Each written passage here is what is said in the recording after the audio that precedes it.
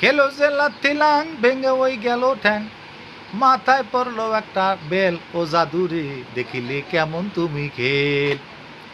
তা যাই হোক, গো হত্যা বন্ধ পশ্চিমবঙ্গে, আমাদের কিছু করার নেই। তবে একটা কথা, আল্লাহ যা করে ভালোর জন্য করে।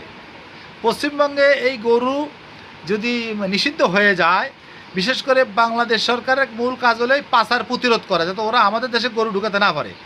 এর জন্য আমাদের দেশের কৃষকেরা লাভবান হবে, আর ওরা আর্থিকভাবে বিপর্যয়ে পড়ে যাবে। কিভাবে? কারণ সাধারণত শুধু দুধের জন্য গরু কেউ পালবে না, ওতে লাভ হবে না, ওতে কৃষক পথে নেমে যাবে। যার কারণে গরু দিয়ে এখন হাল চাষও হয় না, ওটা আস্তে ছেড়ে দিতে হবে। তাহলে গরু পালা বন্ধ হয়ে যাবে, দুধের আকাল দেখা যাবে, ওরা অপুষ্টিতে ভুগবে।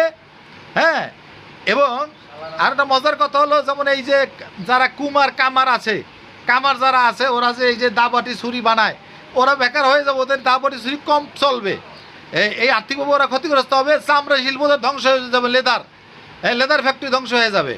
তাইলে বাংলাদেশের দিক দিয়ে আস্তে আস্তে উন্নতি লাভ করবে। এতকাল আমাদেরকে তারা দাবানোর জন্য যত চেষ্টা করেছে, এইটা তাদের বুমেরাঙ্গা হয়ে বাংলাদেশ এখন লাভের মুখ দেখবে, ওরা আস্তে আস্তে পতনের দিকে যাবে। কি বলেন, কথা ঠিক বলছে কিনা?